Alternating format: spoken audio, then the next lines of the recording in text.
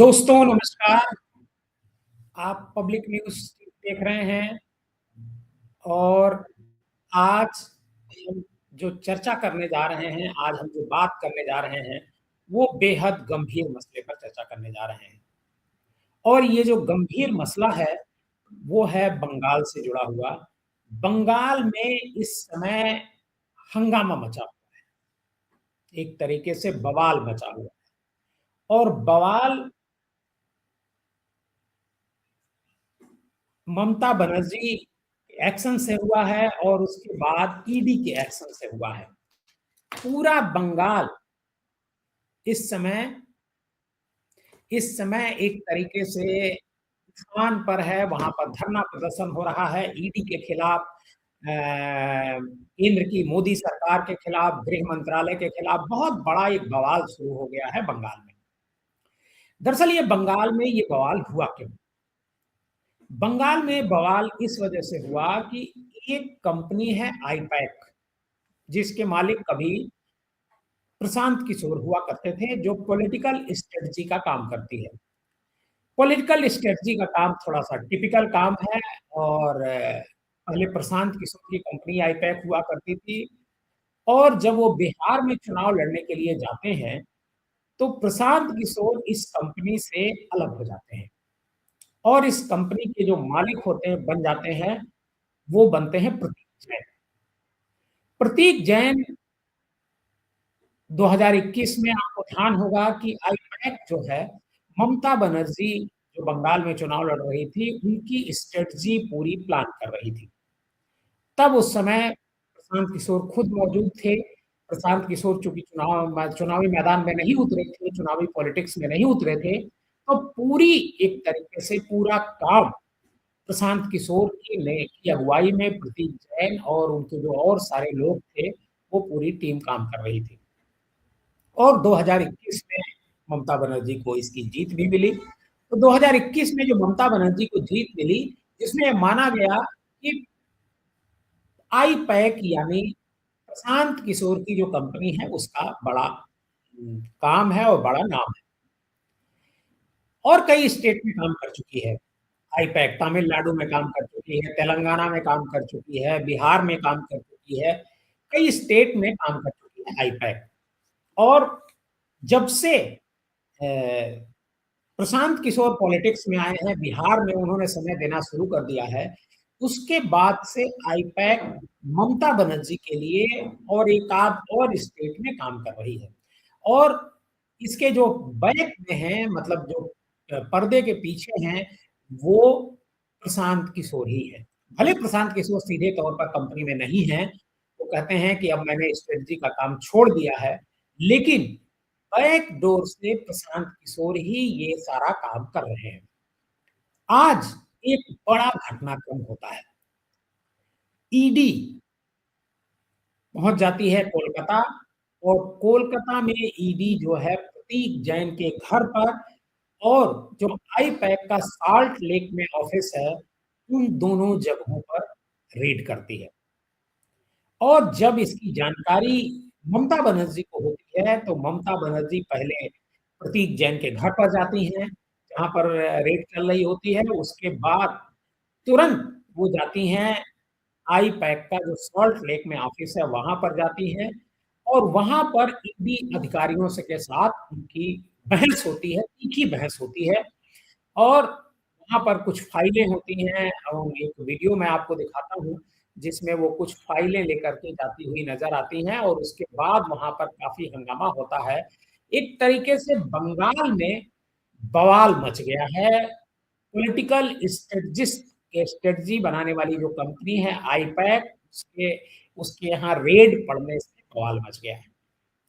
तो क्या political strategy बनाने वाली जो कंपनी है, रेड नहीं पड़नी चाहिए? अगर वो गलत काम कर रही है तो बिल्कुल पड़नी चाहिए।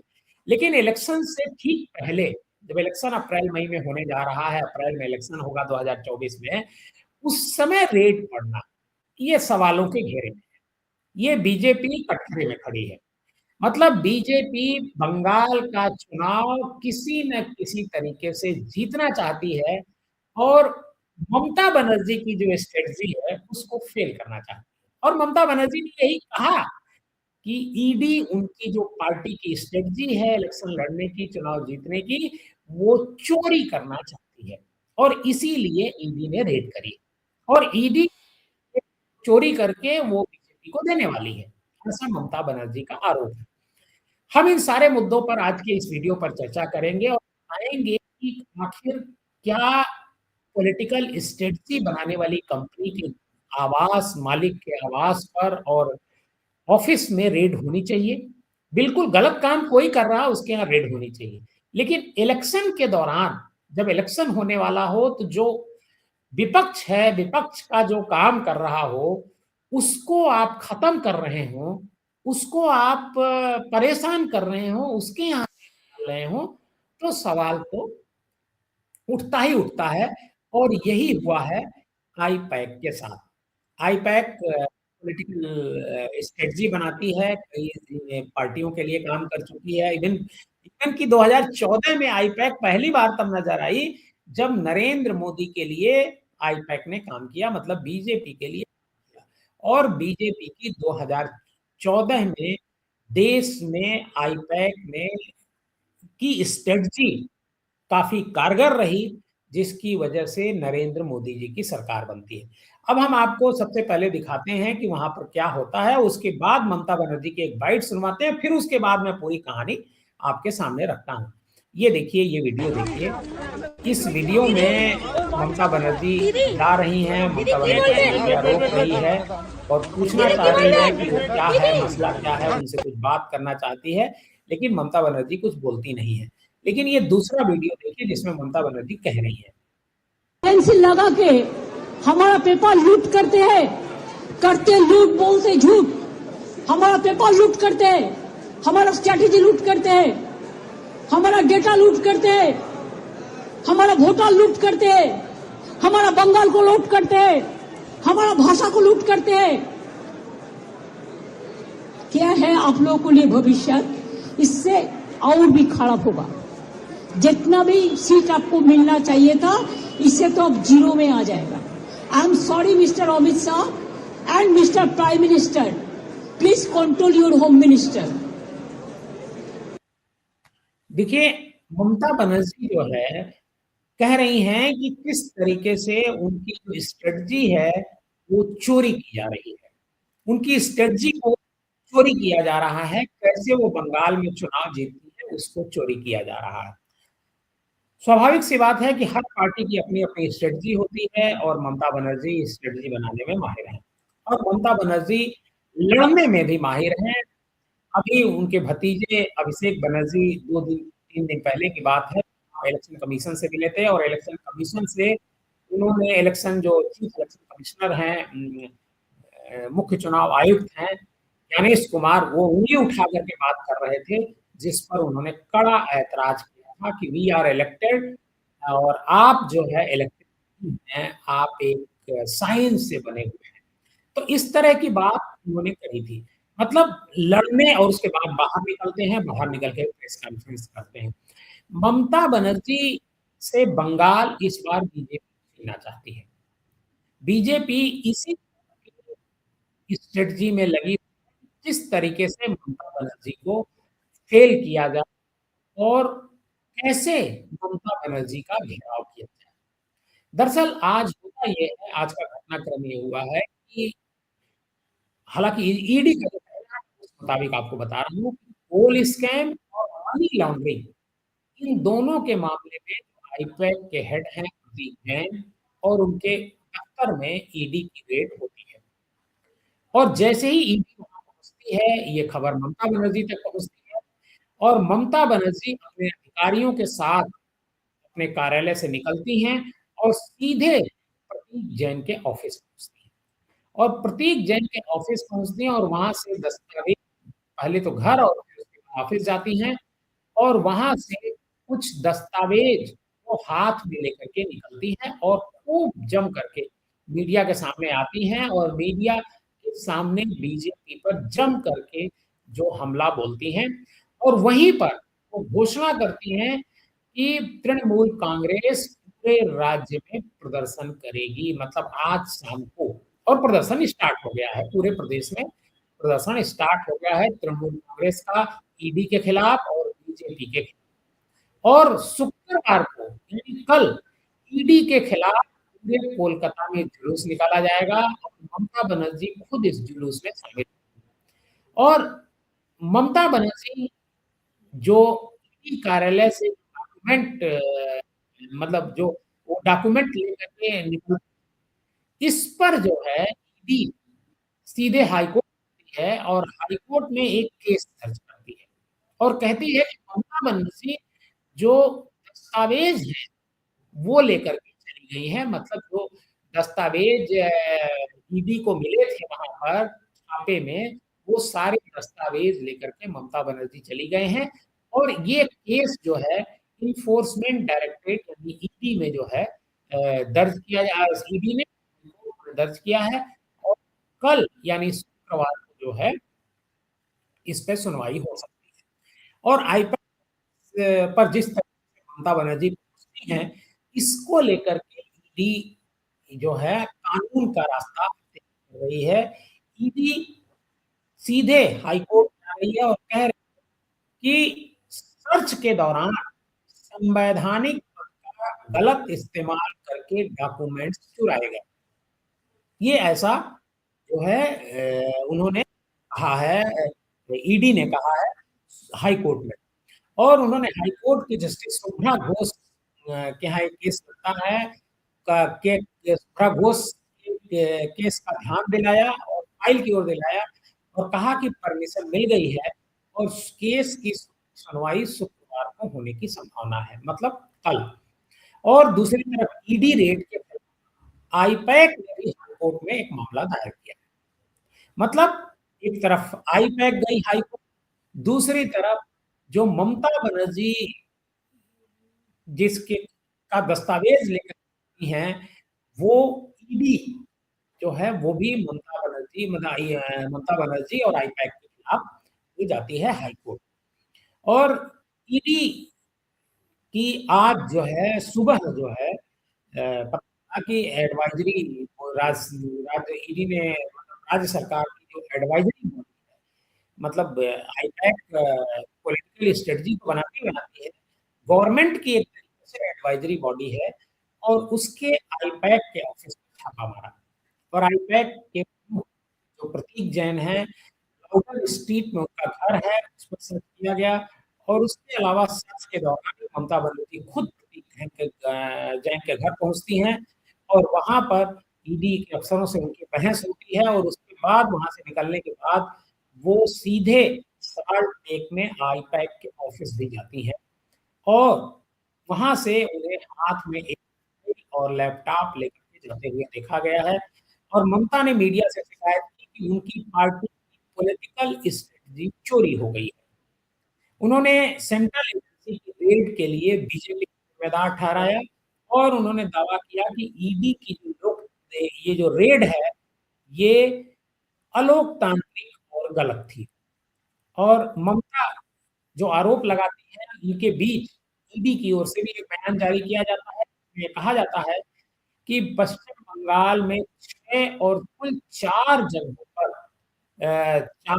दिल्ली में 4 को मिलाकर के देश भर में 10 जगहों पर कानूनी कोयला तस्करी के मामले में तलाशी ली जा रही है। और ईडी ने यह भी आरोप लगाया कि अपने संवैधानिक पद का गलत इस्तेमाल करके 2 जगहों से डॉक्यूमेंट छीन लिए गए हैं और इसकी वजह से ईडी को हाईकोर्ट जाना पड़ा है क्योंकि ममता बनर्जी ने बहुत सारे डॉक्यूमेंट छीन लिए हैं 2 जगहों पर।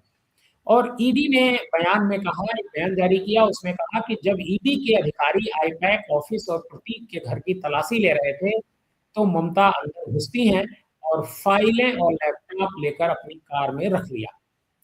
सवाल ये है कि क्या ईडी के अधिकारियों ने उन्हें रोका नहीं? यहाँ एक बड़ा सवाल बनता है। क्या उन्होंने ऊपर के अधिकारियों से भी संपर्क किया? क्योंकि ये साफ है केस दर्ज करवाने का जो फैसला है ईडी ने बहुत देर में। ईडी ने सोशल मीडिया पर एक बयान भी जारी किया जिसमें कहा गया कि ED headquarter unit prevention of money laundering के तहत गैर कानूनी कोयला तस्करी मामलों पर 10 जगहों पर तलाशी ली जा रही है। अनूप माझी कोयला तस्करी का सिंडिकेट चलाता था और पश्चिम बंगाल में अलग-अलग गैर कानूनी तरीके से कोयले की तस्करी करता था। सर्च ऑपरेशन से चल रहा था, लेकिन पश्चिम बंगाल की मुख्यमंत्री ममता बनर्जी अपने एडमिनिस्ट्रेशन के अधिकारियों और पुलिस अधिकारियों के साथ वहां आती हैं और जबरदस्ती डॉक्यूमेंट और डिजिटल सबूत लेकर के चलती हैं। ईडी की तरफ से उनका सर्च ऑपरेशन पूरी तरीके से सबूतों पर आधारित है। इसके जरिए किसी पॉलिटिकल ऑर्गेनाइजेशन को टारगेट नहीं किया गया, किसी पार्टी ऑफिस की तलाशी नहीं ली गई। इस सर्च का कोई चुनाव से कनेक्शन नहीं है। यह एक आम फाइनेंशियल हेराफेरी के खिलाफ था। ये सर्च और सर्च कानून के मुताबिक चल रहा है। और खबर ये है कि ममता बनर्जी जो सॉल्ट लेक का ऑफिस है ईडी का, वहां पर करीब 4 घंटे तक मौजूद रहती हैं और 4 घंटे तक मौजूद रहने के बाद ममता बनर्जी वहां से निकलती हैं और वो कहती हैं जनता इसका जवाब देगी। और तब तक वो नहीं, प्रतीक जैन खुद वहां पर ऑफिस पर नहीं पहुंच रहे हैं। प्रतीक जैन के ऑफिस पहुंचने के बाद ममता बनर्जी आईपैक के ऑफिस से बाहर निकलती हैं और बीजेपी पर हमला बोलती हैं और टीएमसी की जानकारी चुराने का आरोप लगाती हैं। और हालांकि जो ईडी के अफसर हैं वो 3 बजे के बाद ही प्रतीक के घर से निकल गए थे और आईपैक के ऑफिस पर ईडी पर छापा पड़ा है। इसके विरोध में पूरे शहर में टीएमसी के कार्यकर्ता बल्कि राज्य भर में जो है वो प्रदर्शन कर रहे हैं। इसके साथ साथ ममता बनर्जी ने भी कल एक प्रदर्शन है उसमें खुद शामिल होने के लिए ऐलान किया है। उन्होंने कहा है कि ममता बनर्जी मैं वो खुद जो है कल के प्रदर्शन में शामिल होंगी, क्योंकि ये चुनाव को चोरी करने जैसा पूरा खेल चल रहा है और उनकी जो स्ट्रेटजी है, उनकी जो प्लानिंग है, उस पूरी प्लानिंग को बीजेपी ईडी से चुरा कर अपने तक ले आना चाहती है। ये पूरा घमासान वहां पर मचा हुआ है बंगाल में और इसको लेकर के जो हंगामा है वो जबरदस्त तरीके से मचा हुआ है, क्योंकि बीजेपी इस बार चुनाव हर हाल में बंगाल का जीतना चाहती है। बीजेपी चाहती है किसी तरीके से बंगाल का चुनाव इस बार जीता जाए, लेकिन बीजेपी जो पूरी एक तरीके से ताकत लगाए हुए है, उसमें एक जो आईपैक कंपनी है जो पॉलिटिकल स्ट्रेटजी बनाती है, वो कंपनी ममता बनर्जी की मदद कर रही है और इसी मदद की वजह से बीजेपी काफी बीजेपी को ऐसा लगता है, बीजेपी के प्लानर्स को लगता है, बीजेपी के स्ट्रेटजिस्ट को लगता है कि अगर आईपैक पर हमला बोला जाएगा, आईपैक को कमजोर किया जाएगा, तो ममता बनर्जी को कमजोर किया जा सकता है। लेकिन ये ऐसा मुझे लगता नहीं है, क्योंकि पॉलिटिकल पार्टी को कोई सजेशन देता है, इम्प्लीमेंटेशन जो है वो पार्टी के वर्कर ही करते हैं। तो पार्टी के वर्कर ममता बनर्जी के साथ हैं और स्ट्रेटजी की अगर कोई फाइल ईडी पा भी जाएगी, तो ऐसी कोई बात मुझे लगता नहीं है कि कोई ऐसी अलग तरीके की बात होगी जो बीजेपी के लोगों को पता नहीं होगी। बहरहाल ये तो कोई बात, लेकिन एक बात जरूर है कि बीजेपी की जो कंपनियां स्ट्रेटजी बनाती हैं, उनके यहाँ तो कभी रेड पड़ी नहीं, वो उनके यहाँ कभी पूछताछ हुई नहीं। तो फिर बीजेपी के यहाँ अगर स्ट्रेटजी बनाने वालों के यहाँ रेड नहीं हो रही है, तो ममता बनर्जी या किसी विपक्ष के ऑफिस में विपक्ष के लिए काम करने वाली जो है जो कंपनियां हैं विपक्ष के लिए काम करती हैं, उनके यहाँ रेड क्यों हो रही थी, क्यों हो रही है? और ममता बनर्जी इसी वजह से ममता बनर्जी नाराज हैं और ममता बनर्जी कहती हैं कि यह बेहद दुर्भाग्यपूर्ण है कि ईडी ने हमारे आईटी विभाग और उसके प्रमुख के घर और कार्यालय पर छापा मारा है। वे ईडी सारी जानकारी जुटाने की कोशिश कर रहे हैं। मैंने प्रतीक को फोन किया, वे मेरी पार्टी के प्रभारी भी हैं।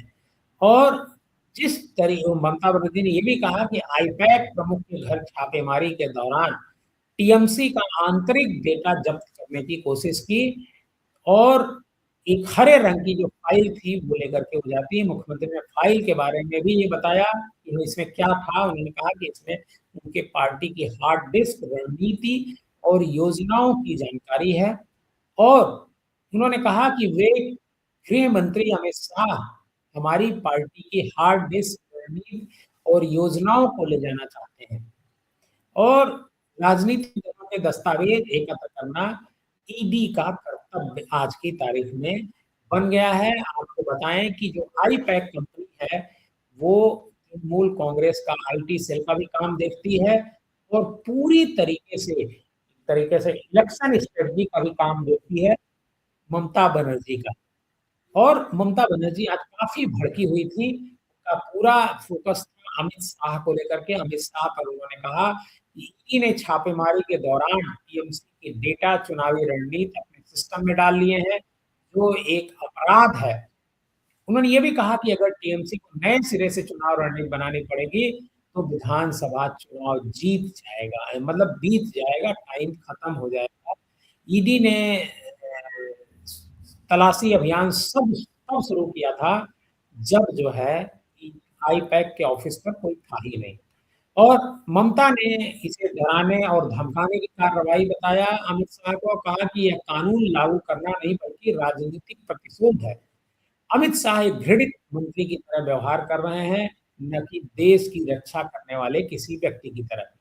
हालांकि तलाशी की जो क्या क्या मिला है तलाशी में, इस बारे में जो मतलब ईडी के अफसर हैं वो कुछ नहीं बता पा रहे हैं और न उन्होंने उनकी तरफ से कोई ऐसा बयान नहीं जारी किया गया है कि क्या मिला है, क्या कुछ नकदी मिली है या सिर्फ दस्तावेज ही जो है जुटाए गए हैं, कुछ दस्तावेज लेकर के गए।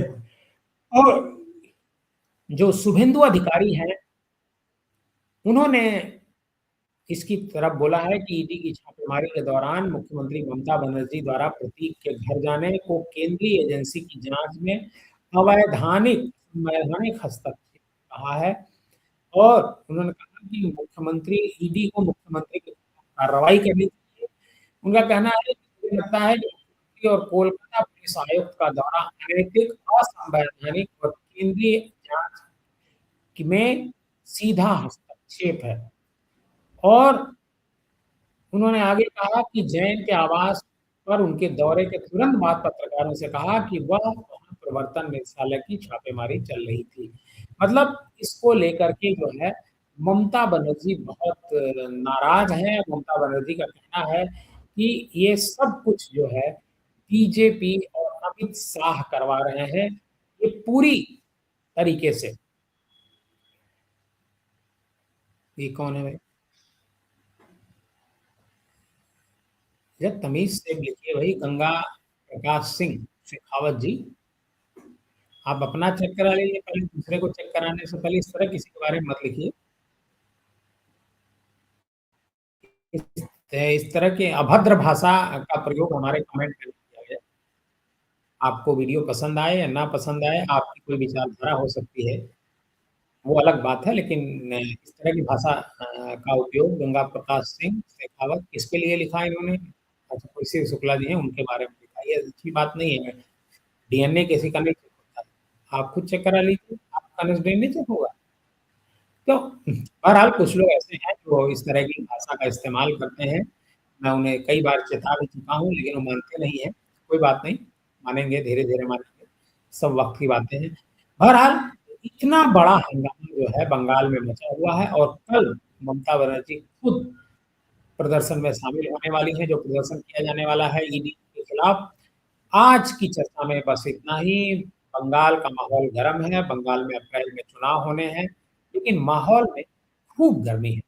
आप अगर हमारे इस चैनल पर नए हैं, पहली बार हमारा प्रोग्राम देख रहे हैं, तो सब्सक्राइब जरूर कीजिए। बहुत बहुत धन्यवाद।